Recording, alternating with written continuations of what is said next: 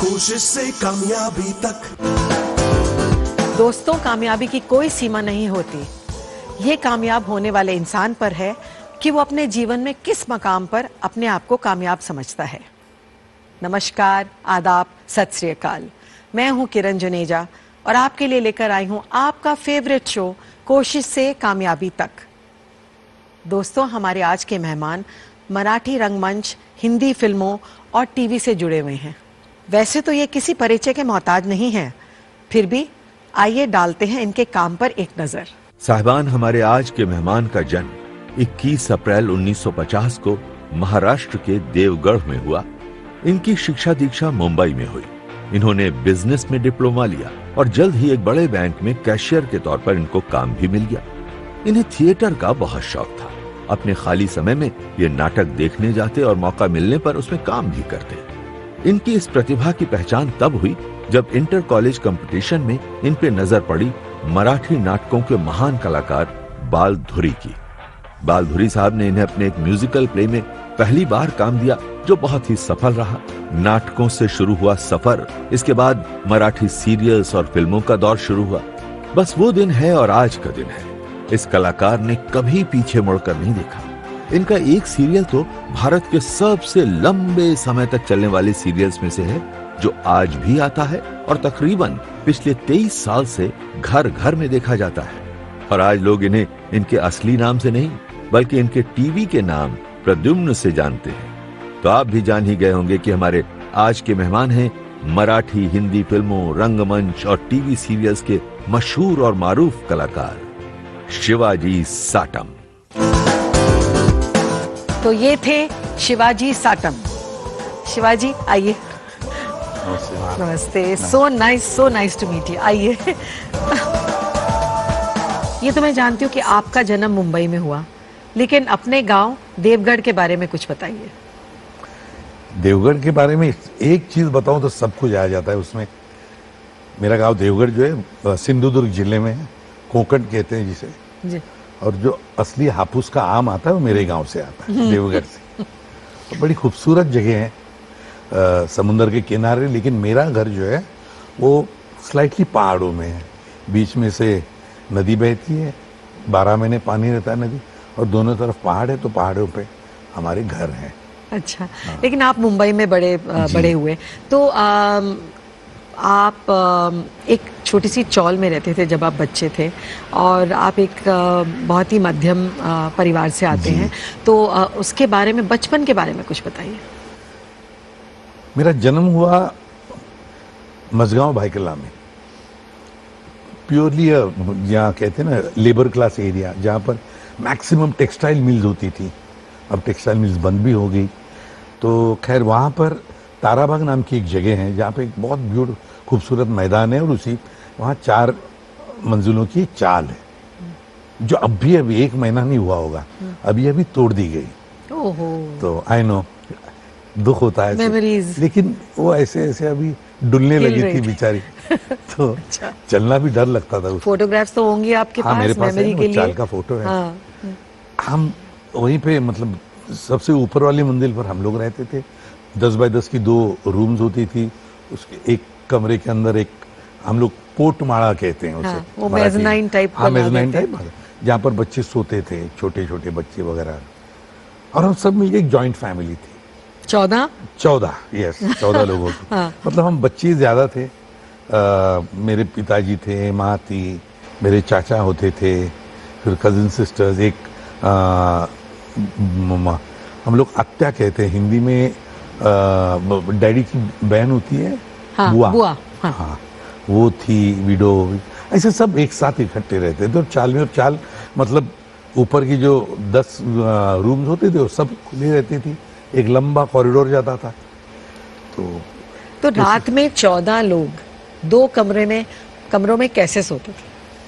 अब मुझे जितना भी याद है तो मेरी माँ, और फिर वो मेरी जो बुआ थी, और मेरी 2 कजिन सिस्टर्स बड़ी, उसमें से अब एक तो नहीं रही। वो अंदर वाले कमरे में सोते थे, बाहर हम बड़े लोग, बच्चे लोग सोते थे। और मेरी छोटी कजिन थी, वो भी मेरे बगल में सोती थी। और तभी ये भी याद है कि मेरे सबसे छोटी कजिन सिस्टर, मेरे छोटे चाचा की, उसका झूला मेरे सर पे होता था, हम लोग नीचे सोते थे।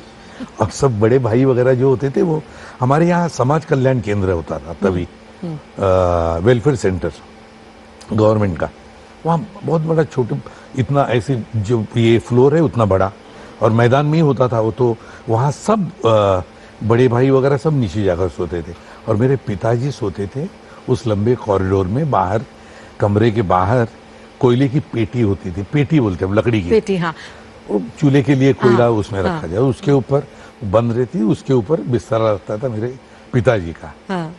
तो वो वहां तो सोते। पिताजी कोयले की पेटी पे सोते थे? हाँ, बिस्तरा लगा के, हाँ।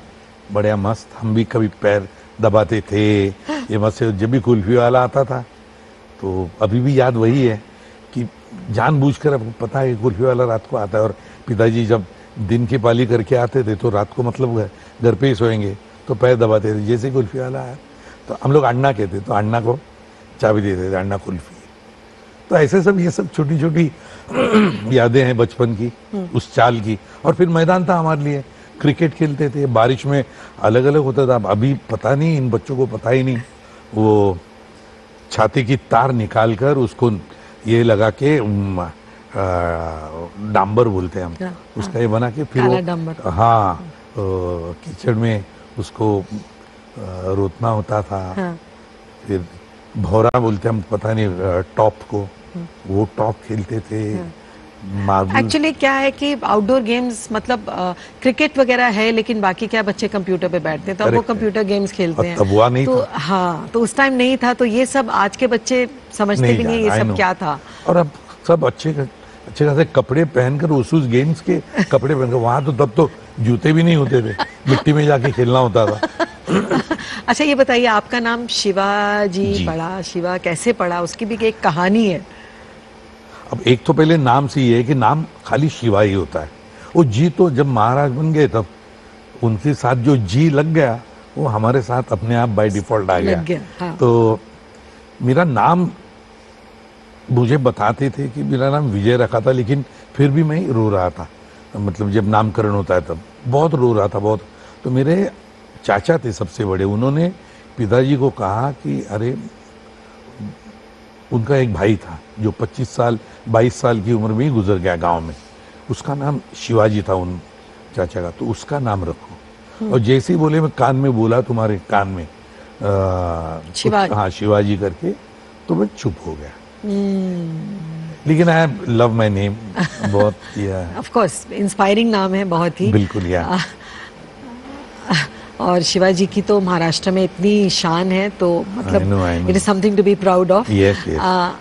अच्छा, ये बताइए कि चौल में बड़े पले आप एक क्लर्क थे बैंक में, तो आपने अच्छी बाकायदा पढ़ाई की, फिर आपने जॉब लिया, तो यहाँ से आप एक्टिंग में कैसे आ गए?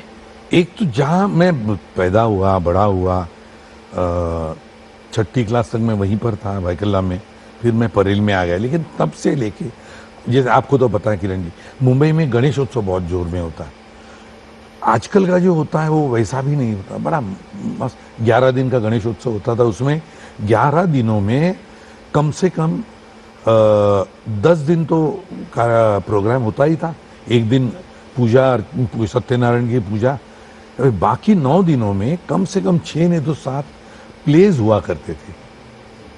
और वो प्लेज देखने के लिए हम लोग ऐसे बैठ जाते थे स्टेज के सामने, नीचे ही बैठना, और बच्चे होने की वजह से आगे बैठ सकते थे।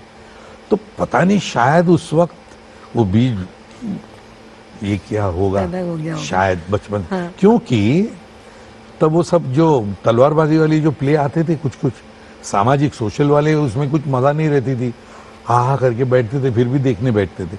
वो करके हम चाल में, जो हमारी सीढ़ियां होती थी, सीढ़ियों का लैंडिंग भी होता था, वहां हम लोग फिर तलवारबाजी के दोस्त लोग मिलकर उसमें वो करते थे। अच्छा। अच्छा, ये बताइए कि आप चौल में बड़े हुए, फादर एक लेबरर थे, लेकिन इतनी गरीबी में भी आपके फादर ने आपको एक इंग्लिश मीडियम स्कूल में डाला। जी। ये कैसे हुआ? और आपने बिजनेस में डिप्लोमा भी किया, तो ये सब कहाँ से, मतलब इंस्पिरेशन कहाँ से आया? तो इंस्पिरेशन मेरे डैडी ही थे। मतलब आज भी इवन जब बाय द बाय की कुछ भी होता है घर में या पर्सनल लाइफ में, तो मुझे मेरे daddy, for me he is the only idol, my hero, everything. क्योंकि जिस तरह से मैंने बचपन से जैसे भी देखा उनको, मेरी माँ को, पूरे फैमिली को एक साथ लेकर आगे बढ़ते रहे। खुद को भी उनको ये पता था कि खाली ऐसे ही सिर्फ टेक्सटाइल मिल में लेबरर का काम करके कुछ फैमिली का नहीं होगा, तो उसके लिए वो खुद भी जानते थे। वो खुद अंग्रेजी पढ़ना उन्होंने सीख लिया, क्योंकि जाके नाइट स्कूल भी करते थे यूमा स्कूल में नागपाड़ा में। हाँ। तब से जाके अभी भी याद है, वो टाइम्स ऑफ इंडिया लेकर आते थे। हम बच्चों को कभी कभी संडे के दिन अगर छुट्टी रहती थी तो खड़े करके जोर से पढ़ो। तब मेरे घर में पहले इंग्लिश मीडियम स्कूल में डाला गया वो मुझे। वो चाहते, उनको पता था कि English is the main language. आगे अगर तरक्की करनी है जिंदगी में, दुनिया में अगर जाना बहुत है, जरूरी है। तो और खुद भी किए और साथ साथ अपने भाइयों को भी बड़ा करके वो इंजीनियर बन गए। एक भाई को टेलरिंग सिखा दिया, वो भी अब नहीं रहे सब, लेकिन वो खुद अपने साथ साथ पूरे फैमिली को लेकर परिवार को उन्होंने आगे बढ़ाया। बिल्कुल। बहुत अच्छी अच्छी कहानियां आप बता रहे हैं अपने बचपन के बारे में। बहुत सारे और सवाल भी आपसे पूछने हैं, लेकिन इस वक्त हम लेंगे एक छोटा सा ब्रेक। Welcome back. आप देख रहे हैं कोशिश से कामयाबी तक, और आज हमारे मेहमान हैं शिवाजी साटम। शिवाजी, आपके एक गुरु थे, एक गुरु हैं बालधुरी, उनके बारे में हमें कुछ बताइए। बालधुरी हमारे मराठी थिएटर के बहुत जानी मानी हस्ती थी। मतलब wonderful actor and wonderful human being. वो एक दिन हमारे कॉलोनी में गणेशोत्सव में, अगेन कॉलोनी में हम एक कमेटी होती है, प्रोग्राम कमेटी होती है, उसमें मैं आगे रहता था, ये प्रोग्राम करो। सब दोस्तों के लिए भी प्ले भी मैं चूज करके बोलता था कि तुम लोग ये प्ले करना है तुमको। ये तो एक साल इन्होंने डिसाइड किया कि तुमको हमारे साथ काम करना पड़ेगा स्टेज पर। मैं बोला मैं जिंदगी में चढ़ा ही नहीं, मैं करूंगा भी नहीं। तो बोले नहीं तो हम भी नहीं प्ले करेंगे। मैं बोला यार मत करो ऐसे। बोले नहीं करो, हम लोग साथ में आए ना, तुम कुछ बोलना नहीं, कुछ नहीं देखा तो कुछ। मैं बोला देखो बहुत बड़ी रिस्क है, और मुझे जबरदस्ती स्टेज पे उन्होंने एक्चुअली खींच लिया। And I don't know, I just started enjoying it. मतलब मैं बड़े मजे लेने लगा उसकी, करते करते पता नहीं उसमें जंप भी बहुत मारी, 2-3 पन्ने आगे पीछे सब हो रहा था मेरे से। I don't know. वो था एक रमेश पवार नाम के हमारे बहुत ही मराठी के जाने माने प्ले राइट थे, एक्टर भी थे, उनका प्ले कर रहे थे। और वो बालधुरी तब चीफ गेस्ट करके आए थे, और उन्होंने देखा तो उन्होंने मुझे, उनका जो एक प्ले चल रहा था कमर्शियल प्ले मराठी का, उसमें एक जो एक्टर था वो बेचारा, वो सब नौकरी करने वाले, वो भी वैसे स्टेट बैंक में नौकरी कर रहा था, तो उसका कोई सब्स्टिट्यूट चाहिए था, वो आ नहीं पा रहा था। तो मैं बोला मैं नहीं। फिर यहाँ दोस्तों ने ज़बरदस्ती करके, और फिर 2 महीने रिहर्सल की, और उस प्ले में मैंने रोल किए। उसका वो एक बहुत कॉमिक एपिसोड है मेरे लाइफ का। सेकेंड एक्ट में एक अलग है और थर्ड एक्ट में एक अलग है, ऐसे 2 कैरेक्टर्स थे। ये बहुत ही कम लोगों को बताता हूँ मैं, अगर कोई पूछे तो, नहीं तो नहीं बताता।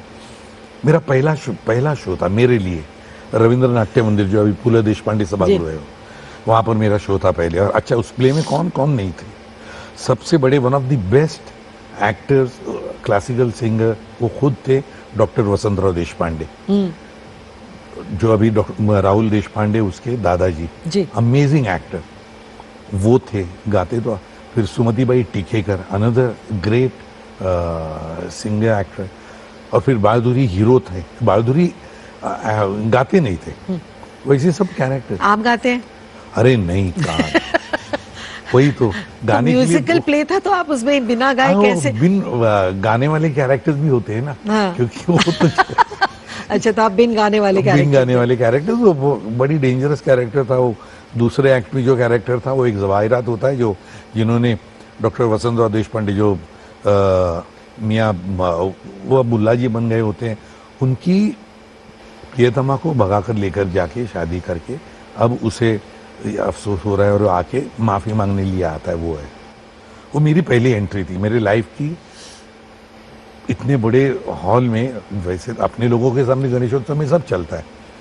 एंट्री ली मैंने, और सामने देखा, मतलब उस विंग से हम जहाँ यहाँ बैठे हैं, ये लोग सब यहाँ खड़े थे, मेरी विंग से मैंने एंट्री ली और नीचे देखा, और फिर सामने देखा, सामने ऐसी फुल हाउसफुल देखा। और मैं डर गया टोटल। सीरियसली किरण जी, मेरे पैर कांपने लगे, मैं ठंडा पड़ गया, मेरी आंखों में पानी भर आया कि मुझे कुछ ब्लैंक हो गया मैं, और डर के मारे ब्लैंक हो गया। और मैंने वहीं से यहाँ हम लोग बुआ कहते थे, बुआ मतलब बुआ, BUWA, मतलब वो आत्या वाले बुआ नहीं, बुआ जी वसंत राव जी को बुआ कहते हैं।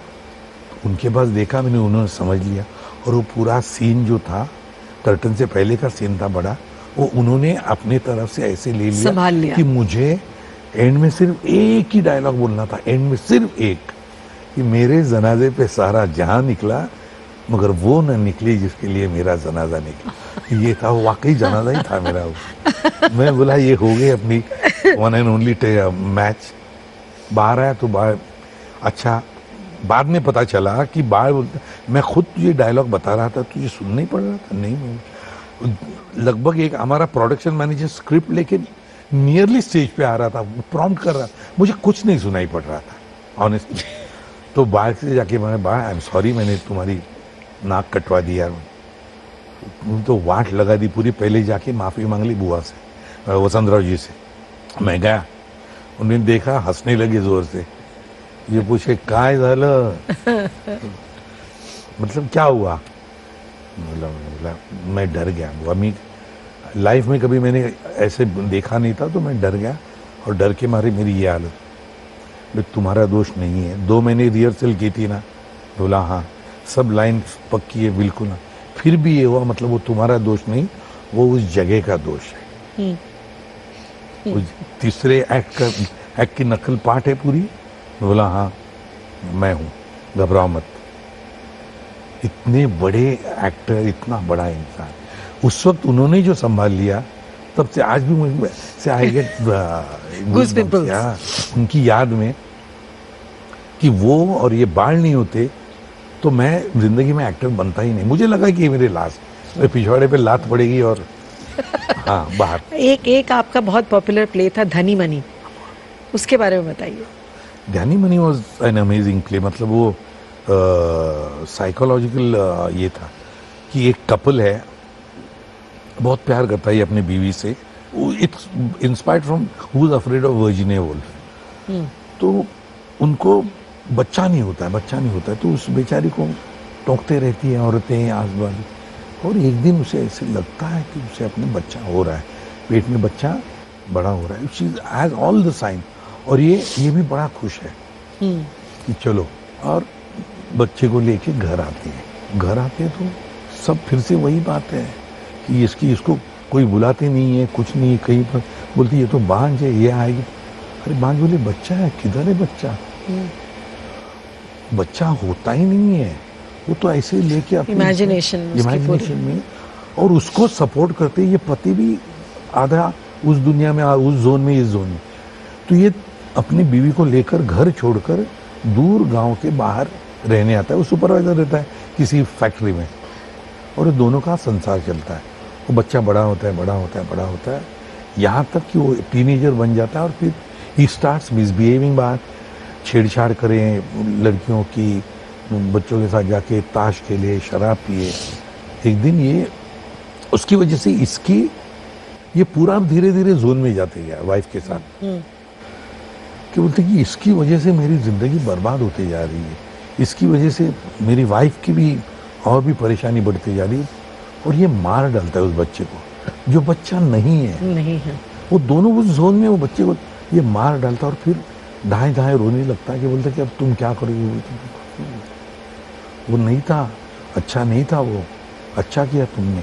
और वो रोते रोते उसकी गोदी में अपना सिर रखता है, और वो धीरे धीरे उसको अपना वापस बच्चा समझने लगती है, और वो ऐसा प्ले था। My God, it's a very heavy था, हेवी प्ले। और उसमें साइकोलॉजिकल प्रॉब्लम यही था कि कुछ 110, हमने उसकी 422 शोज किए। मैं थी Neena Kulkarni, what amazing actress. तो कुछ 110 115 शोज के बाद पता नहीं मुझे ऐसे, मैं डिप्रेशन में चला गया, क्योंकि मेरा बेटा भी अभिजीत जो बड़ा है अभी, इज अबाउट 38-39, तो उतना ही था तभी, 12, 14, 15 साल का। वो गधा उसने 40 के ऊपर शोज देखे होंगे विंग में खड़े रहकर, My और रो God. के आता था। और शायद पता नहीं उसके दिमाग में वही तब से वो कीड़ा हो गया एक्टर बनने का, ये जो भी। लेकिन तो वो डिप्रेशन आने लगा मुझे, क्योंकि एब्सोल्यूट बिहेवियर पैटर्न वैसे ही लगती थी। और उसकी वजह से घर में इतना डिप्रेशन में गया कि मैंने महेश मांजरेकर हमारा प्रोड्यूसर था, मैंने महेश को बोला, महेश नहीं होगा मेरे से, क्योंकि I feel that I might get an attack. मैं दाढ़ी नहीं करता था, ऐसे ही बैठा हूँ 11 एक दिन आया, बोलते शिवा नहीं करना है। एक्चुअली हम लोग इमोशनल होते हैं। मैं एक शो करती थी किसी चैनल के लिए, और उसके लिए मुझे रिसर्च करनी पड़ती थी और हम शूटिंग करते थे। तो आई वेंट टू कमाथीपुरा और ऐसी ऐसी जगहों पे मैं जाती थी, एंड शोज़ के बाद मुझे डिप्रेशन हो जाता था। तो एक्चुअली मेरे हस्बैंड ने कहा कि तुम ये बंद करो, क्योंकि you know you are bringing all the weight home. तो बहुत इन्फ्लुएंस और वो लोग आपके दिमाग में घूमते रहते हैं। तो हम लोगों के लिए थोड़ा कभी कभी ऐसा डेंजरस सा हो जाता है। स्विच ऑन स्विच ऑफ सीखना पड़ता है, और बहुत सारी बातें करनी है फिल्मी सफर के बारे में, लेकिन इस वक्त लेंगे हम एक छोटा सा ब्रेक। तो शिवाजी, ये बताइए कि आपका थिएटर से फिल्मों में एंट्री कैसे हुई? मराठी फिल्मों की एंट्री के बारे में हमें कुछ बताइए। वो तो आई डोंट नो नेचुरली कैसे हो गया, कुछ पता नहीं है, लेकिन थिएटर चलता था, अच्छे शो चल रहे थे, तो कभी किसी ने बुला लिया था एक फिल्म के इसके लिए, जो फिल्म हमने की, लेकिन वो बाद में हमको निकाल लिया। मैं और सुधीर जोशी करके हमारे दूसरे एक्टर थे, नीरू फुले थे उसमें, अशोक सराफ थे। इमीडिएटली उसके बाद में कमलाकर तोरणी जी ने एक फिल्म बनाई जिसमें, पर इसमें आप मतलब निकाल क्यों दिया? आपको समझ नहीं, पता नहीं क्या हुआ। हाँ। शायद हम वही, क्योंकि लिए थे दिन थोड़े और ज्यादा हो गए, तो शायद उनको पता नहीं, प्रोड्यूसर भी बदल गए। लेकिन ये जो फिर और किसी ने बुला लिया, ऐसे याद भी नहीं आता कैसे। लेकिन तभी मराठी फिल्म में और एक काम किया जिसमें जयश्री गडकरी जी थी, बाल धुरी की मिसेस, उनके भाई का रोल था, गांव का देहाती आदमी का, और डॉक्टर लागू थे उसमें। तो उनके साथ एक सीन था, बड़ा अच्छा लगा था, फील प्राउड ऐसे लोगों के साथ काम करने को।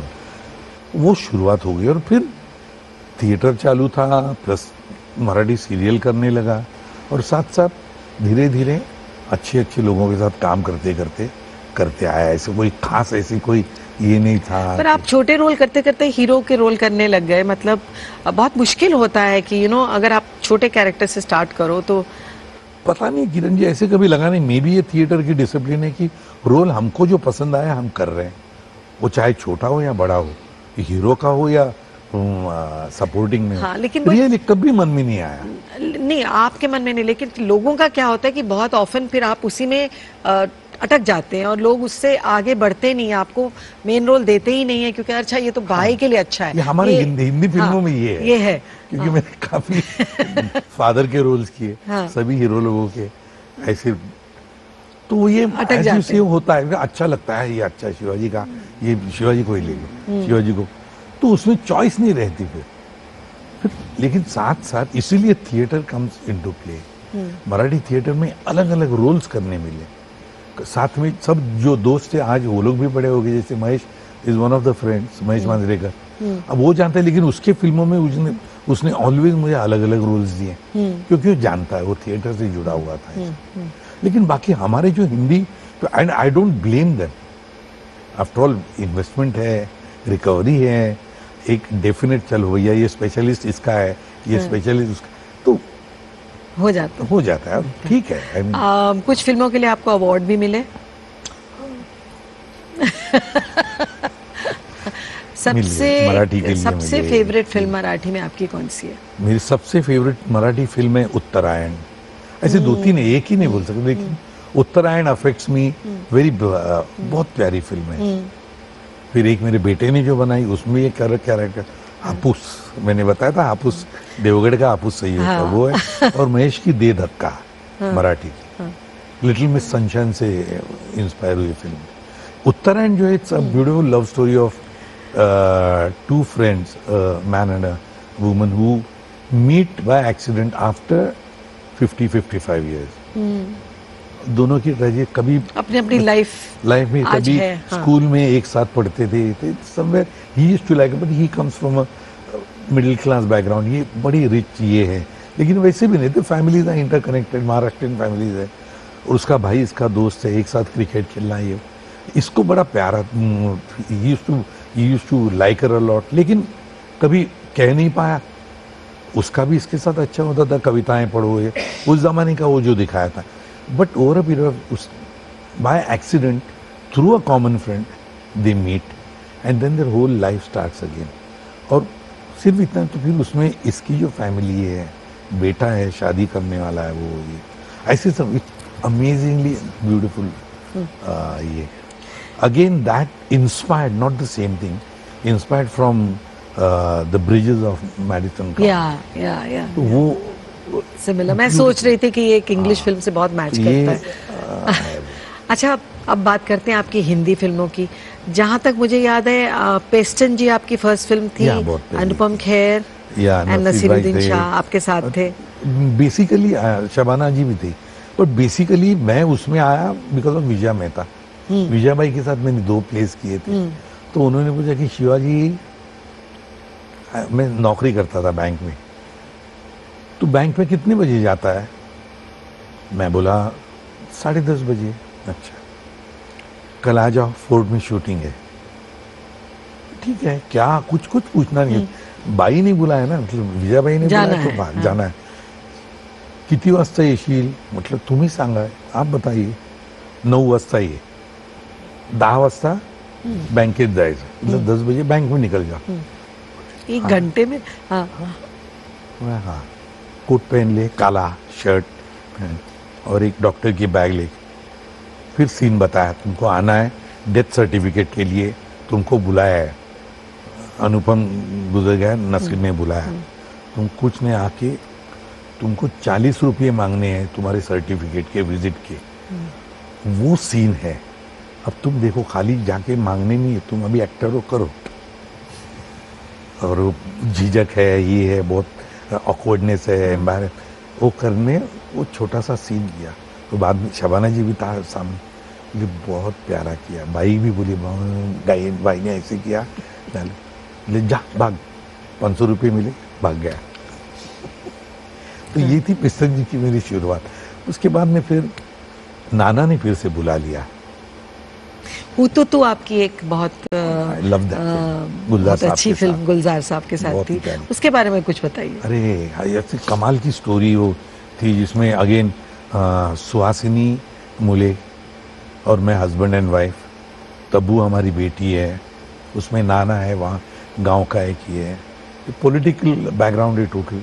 और ये एम्बिशियस बन जाती है औरत, और ये अपना फार्मर आदमी बेटे के पे, तो उसमें जो अंडरकरेंट्स है रिलेशनशिप के, और how ambitious womens family and how it affects the husband, बेटी को कैसे, वो इट्स अमेजिंग। गुलजार साहब की फिल्म में तो बस गुलजार साहब को खाली सीन पढ़ते वक्त सुनना है, आपको अपना कैरेक्टर समझ जाता है, आपको खाली उनके उस मूड्स को लेकर।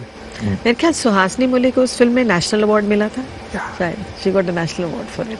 बहुत अच्छा काम किया, बहुत ही ब्यूटीफुल काम किया। हालांकि मैं तो उनके फैन में था भुवन शोम के टाइम से। और वास्तव के बारे में कुछ बताइए। वास्तव was another classic, again the same thing. उसमें मैं मिल वाला बना था, मिल में नौकरी करने वाला, जैसे मेरे डैडी का रिफ्लेक्शन था वो, और बच्चा था संजू, वो सब जो मैदान में। महेश मांजरेकर के साथ आपकी पता नहीं कौन सी फिल्म होगी, कितने नंबर पे। आई नो, बहुत, मतलब हर एक फिल्म, वही कहता हूँ कि हम लोग रिलेशनशिप जुड़ी हुई है थिएटर से लेके आज तक, वो भी बढ़ते गए साथ में। और गणपति की आरती भी मेरे ख्याल इस फिल्म में थी, जो बहुत ही पॉपुलर हुई थी, बहुत फेमस हो गई थी। देखता हूँ तो, क्योंकि आरती तो हमको आती है, और फिर गणपति सामने आ जाते तो और भी मजा आ जाता। तो चलिए अब थोड़ी बहुत बात कर लें आपकी टेलीविजन के करियर की, जो कि आज तक मतलब 25 साल हो गए, शायद ज्यादा, 21 साल हो गए। तो चलिए 21 साल तो इसको हो गए सीआईडी को, हाँ, लेकिन मतलब आज आप जाने जाते हैं सीआईडी की वजह से, राइट? तो एसीपी प्रद्युमन, तो बताइए ये जर्नी शुरू कैसे हुई? मैं कहूँ मजा आएगी। मेरी कैमरा के सामने, टेलीविजन की कैमरा के सामने शुरुआत हुई यहाँ दूरदर्शन में, मुंबई दूरदर्शन में। हाँ। ज्ञानदीप नाम का एक शो आता था शाम को मराठी में, उसके हेड थे, डायरेक्टर थे, सब कुछ सर्वे सर्वा आबा देशपांडे करके। तो मेरी शुरुआत जयंत ओक करके एक मेरा दोस्त था, वो मुझे यहाँ लेकर आया, वही हम थिएटर से जुड़ा। तो उसमें फिर हमने 2 प्लेस किए, उसके बाद में फिर एक जैसे करते हो तो फिर अपने आप वो सब हो जाता है। जहाँ विनायक शास्कर थे उनके साथ 4-5 किए, फिर शरण बिहार, ऐसे करते दिस बिकेम माय, क्या कहते हैं, बैटिंग ग्राउंड बोलो, ये बोलो। यहाँ कैमरा में I was introduce to camera. हालांकि आप 3 कैमरा होते थे, अभी तो ट्रैकिंग होती है, लेकिन 3 ये एक 100 भी था ना, वो यहीं पे कैमरामैन जो थे उन्होंने फिर प्रोड्यूस की और डायरेक्ट की बीपी सिंह साहब ने। 100 जो सुपर डुपर हिट सीरियल थी, 2-3 साल चली, लेकिन तभी 13 एपिसोड्स होते थे। हाँ। तो रिन्यूअल किया, 13 और खत्म। या। अच्छा, आपकी भी तो कितनी फैंटास्टिक थी सीरियल, वो तो हम भूल ही नहीं सकते बुनियाद। Thank you. मैं ये जानना चाहती थी कि आपके दोनों बेटे, 2 बच्चे हैं, दोनों फिल्म लाइन में आए, तो एक तो आपने कहा कि एक्टर है और दूसरा कुछ टेक्नोलॉजी में visual effects and special digital effects में है। तो आपने उनको इनकरेज किया या आप नहीं चाहते थे लेकिन वो आ गए? इनकरेज ही किया, बिल्कुल। अच्छा, बेटे को, बड़े बेटे को एक्टर बनना था, उसने खाली मेरे कान में नहीं आके बताया, मेरी बीवी के कान में आके बताया। मैं बोला ठीक है, उसको करना है तो, लेकिन ये बताया कि देखो भैया, सिर्फ एक्टर बनने के लिए निकल पड़ोगे तो इतना आसान नहीं है, कुआं खोदने जैसा है। आजकल मशीन आती है, तब तो पार लेके तो पानी लगता है तो नसीब होता है, नहीं पानी लगा तो नीचे गिरती जाए। मतलब ये मेहनत है। मैं लकी हूँ इसलिए क्योंकि मुझे नौकरी है, मैं तभी नौकरी भी करता था सेंट्रल बैंक ऑफ इंडिया में। लेकिन अगर साथ में कुछ करो नौकरी वगैरह तो you can survive on theatre, नहीं तो एज एन एक्टर। मैंने बोला चलो ठीक है, I was always there for him, still there. छोटे को अपने वो कंप्यूटर्स और ये सब फोटोशॉपिंग ये वो करता था, तो उसको देखकर उसको इंटरेस्ट हो गया और वो उसने भी कहा। हालांकि दोनों भी गए कॉमर्स में, कॉमर्स से कुछ लेना देना है ही नहीं, लेकिन ग्रेजुएशन करना है दोनों की किया, लेकिन गए इस लाइन में। And I am happy because they are happy, I am happy. बच्चे अगर खुश है तो हमको उसी में खुशी होनी चाहिए। तो शिवाजी को सीआईडी में ब्रेक कैसे मिला, इसके बारे में हम बात करेंगे ब्रेक के बाद। तो शिवाजी, बात कर रहे थे हम सीआईडी की, तो बताइए आपको ये रोल कैसे मिला? बीपी सिंह अगेन जो यहीं पर थे, तो उनकी मुलाकात, हमारे कास्टिंग डायरेक्टर थे, म्यूजिक डायरेक्टर, सब कुछ, बबन दड़वी जो यहाँ पे अगेन यहाँ के ग्राफिक आर्टिस्ट थे, तो उन्होंने इंट्रोड्यूस किया था। तभी बीपी सिंह ने 100 बनाई। उसके बाद में automatically I was the automatic choice, क्योंकि वो सीआईडी बना रहे थे। तो बोले शिवाजी तेरे बगैर फिर और कोई ये नहीं, बस तो हिंदी में करना है। बोले चलो, तो ऐसे सीआईडी बन गई। बीपी सिंह साहब ने वो, और आज सिलसिला 21 साल तक चालू है। लेकिन एक जरूर कहूँगा सीआईडी के लिए, हाँ। हमने एक वर्ल्ड रिकॉर्ड भी प्रस्तावित किया है। It is in the Guinness book of world records, 111 minutes single shot episode, जो 2006 के Guinness book of world records में है उसका। बट कैसे मैनेज कैसे किया? 6 दिन रिहर्सल्स किए, हाँ। थिएटर की जैसे, विथ मूवमेंट्स, विथ कैमरा। ये सिंह साहब ने डिजाइन किया था, राजन कोठारी अब नहीं रहा बेचारा, उसने लाइटिंग डिजाइन की थी, और नितिन राव ने कैमरा किया ये स्टेडी कैम पे। और जो लोनावला में होटल है बड़ा, ला समथिंग, बहुत बड़ा, वो आधा तैयार था आधा कच्चा था। उसमें 3 फ्लोर्स उसके यूज किए हैं, एक्सप्लॉइट किए हैं, 2 सेलर्स एक्सप्लॉइट किए हैं, और 4 कॉरिडोर्स। ये सब 6 दिन जाकर, 2 दिन खाली स्क्रिप्टिंग, फिर उसके बाद में रोज की डिजाइनिंग हिस्से में। 7वें दिन हमने एक ट्रिक ट्राई किया था, कुछ टेक्निकल फॉल्ट्स हो गए। 8वें दिन सिंगल शॉट, वो भी शुरुआत भी, ये बीपी सिंह ऐसा आदमी, कुछ गजब का कुछ एक्सपेरिमेंट कर, बोले शुरुआत करेंगे मैजिक आवर में, और मैजिक, अब मैजिक आवर में आप शुरू करोगे तो जरा भी कुछ फेल हो गया तो you have to go again. तो लेकिन पता नहीं, ऊपर वाला साथ में था, सारा पूरा आपका एक वन टेक में हो गया। वंडरफुल। अच्छा, नौकरी वैसे आपने छोड़ी नहीं? बैंक की नौकरी छोड़ी और फिर आप घुस गए सीआईडी में। पिछले 21 सालों से आप सीआईडी कर रहे हैं, आपकी पहचान मतलब सीआईडी की पहचान आप है, तो एक जॉब की तरह ही हो गया ना। रोज आप जाते हैं, आप शूट करते हैं उन्हीं लोगों के साथ उठते बैठते हैं। तो ये बताइए, कभी ऐसे बोरियत फील हुई? बिल्कुल नहीं। बैंक में जब नौकरी करता है ना आदमी, तो अपने पगार के लिए नौकरी करता है। हाँ ठीक है, साथ में दोस्त लोग वगैरह सब हो, लेकिन जब ये करता है कोई भी एक्टर हो, उसको एक्टिंग करने में मिलती तो उसको बोर कैसे होगा, ये पहली बात। और दूसरी बात, this become the part of my life. मतलब कल किसी ने उठ के सचिन को पूछा कि तुझे बैटिंग करते कंटाला नहीं? तो बोलेगा क्यों आएगा? It is the same thing ना, क्योंकि सेम डायलॉग्स हम रोज तो रोज नहीं बोल रहे, अलग अलग सीन्स कर रहे हैं, अलग सिचुएशंस है, अलग अलग एक्टर्स के साथ इंटरैक्ट कर रहे हैं, तो वो कभी बोरियत नहीं आई।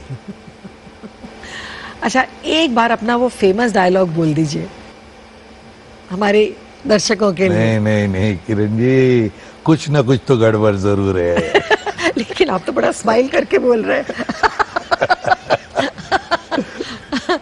चलिए, अब आपके परिवार पे आ जाते हैं। पहले तो शादी के बारे में बताइए। जब मुझे ये पता चला कि आपकी वाइफ कबड्डी खेला करती थी, तो मुझे लगा कि मराठी फैमिली में कबड्डी खेलने वाली लड़की, लव मैरिज हुई होगी, लेकिन मुझे पता चला कि अरेंज मैरिज थी। तो ऐसा कैसे हुआ कि कबड्डी खेलने वाली लड़की की आपके पास रिश्ता आया और आपकी फैमिली ने बड़े अच्छे से एक्सेप्ट भी कर लिया? वैसे किरण जी, बहुत पिछले की बात नहीं है, 70s की बात है, मतलब लेट 70s।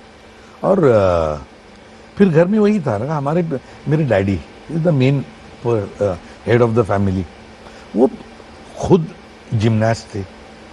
व्यायामशाला जो होती थी पहले, अभी जिम्नेजियम बन गए, तो व्यायामशाला कहते थे। वहां जाकर लाल मिट्टी में भी कुश्ती करना मुगदुल्ले के साथ, वो मतलब आउटडोर मैन।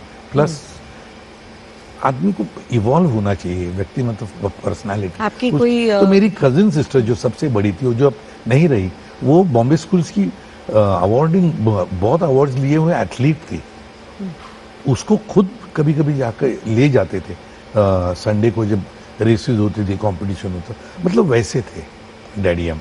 तो उनकी वजह से ऐसे नहीं था कि कभी ऐसे कंजर्वेटिव ऑर्थोडॉक्स नहीं, कभी नहीं था हमारे इसमें।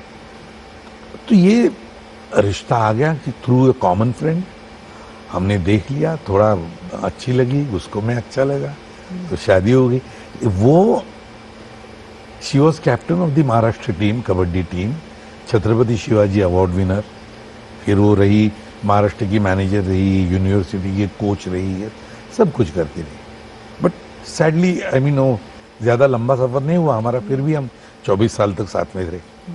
तो आई नो कि you lost her to cancer. उसके बारे में कुछ बताएंगे, वो एक्सपीरियंस जो कि एक ऐसे इंसान के साथ टाइम गुजारना जो कि आपको मालूम है कि उनकी लाइफ रिस्ट्रिक्टेड है और कुछ ही महीने या कुछ ही समय में उनको जाना है, वो जो एक फीलिंग होती है इंसान की, कैसे उस दौरान में आपने मतलब आपको किसका सहारा मिला और कैसे आपने वो टाइम गुजारा?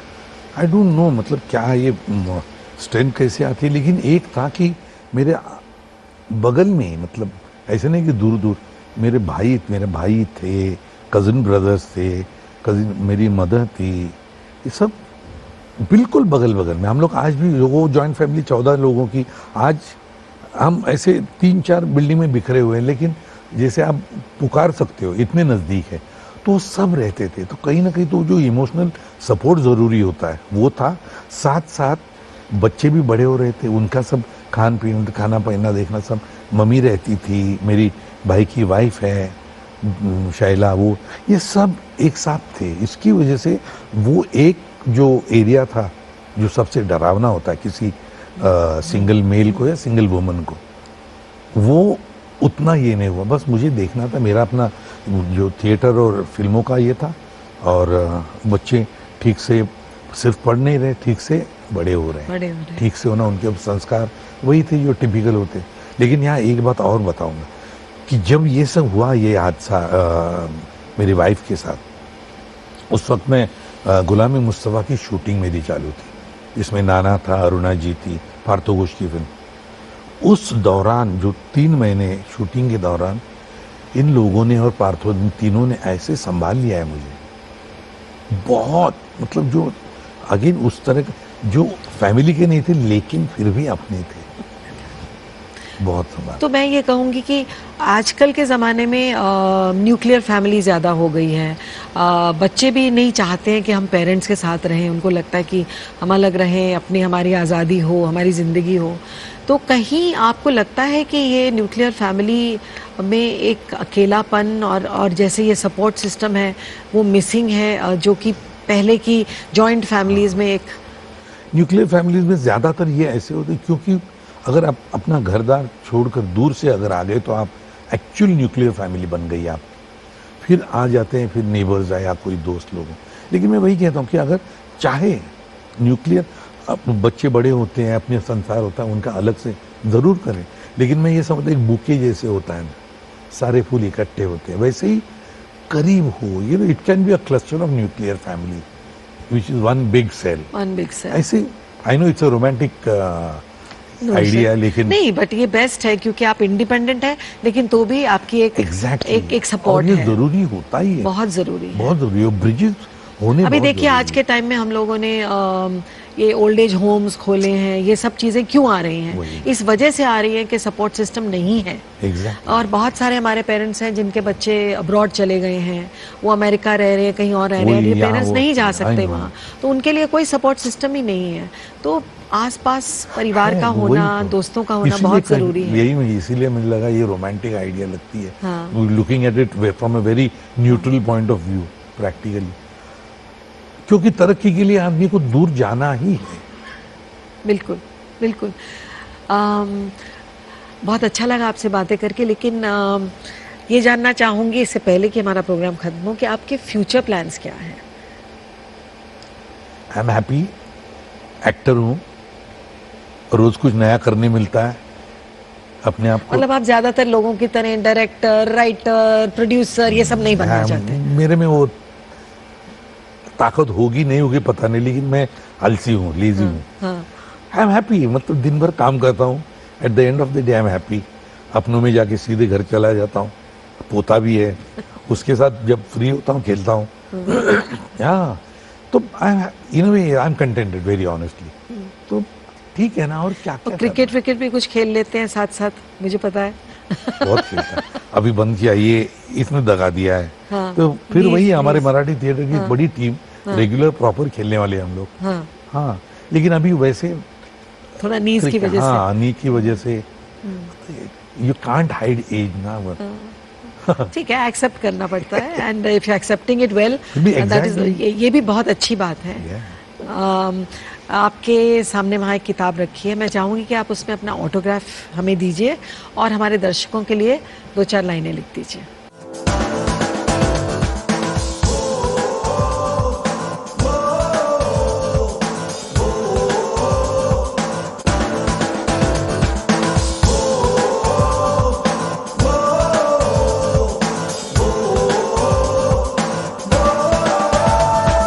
तूफानों से झुके नहीं, कदम कभी डिगे नहीं,